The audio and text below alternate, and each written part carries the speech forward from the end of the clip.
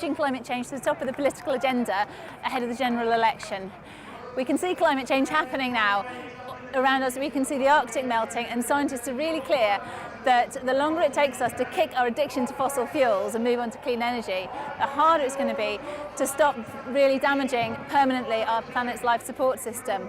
It's really great to see the diversity of people here today, because it shows that climate change is not just a niche issue for environmentalists, it's something for all of us. So there are people here who are coming from a social justice angle, there are people who've been affected by flooding, there's various campaign groups about looking for energy justice, all sorts of people. Having a demonstration like this will make it harder for politicians to think that no one cares about climate change and push it behind all the other issues.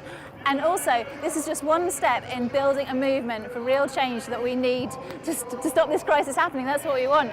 So today is one step, but if people come here and they're inspired, then it makes it easier to take the next step and the next. And we're going towards the December crucial global climate talks in Paris. You put pressure on with numbers, that's what gets movement. You think about trying to get the women's votes, that wouldn't have happened without huge numbers and huge amount of government pressure. At the end of the day, it's people that create the government, so people need to take that power back into their own hands. And they're using people's taxes and spending that on things like arms instead of spending it on renewable energies. That's good for everyone, where they could create new jobs.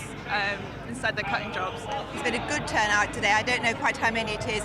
Very good turnout, very good atmosphere, a lot of passion. It's a really important year for the climate, and we have the Airports Commission decision coming up in the next month or two at the Paris talks this year. It's a really important time, and I believe politicians do listen. If they build a runway at Heathrow, they will be the mother and father of all battles. There have been marches over the years, and Westminster, who is there to represent us, has ignored us. So this alone is only a march, but a movement is made up of many parts, and a march is one of them. So this is the march component. There'll be other things happening. I think it's not only time for them to act, it's time for a lot of us to act as well.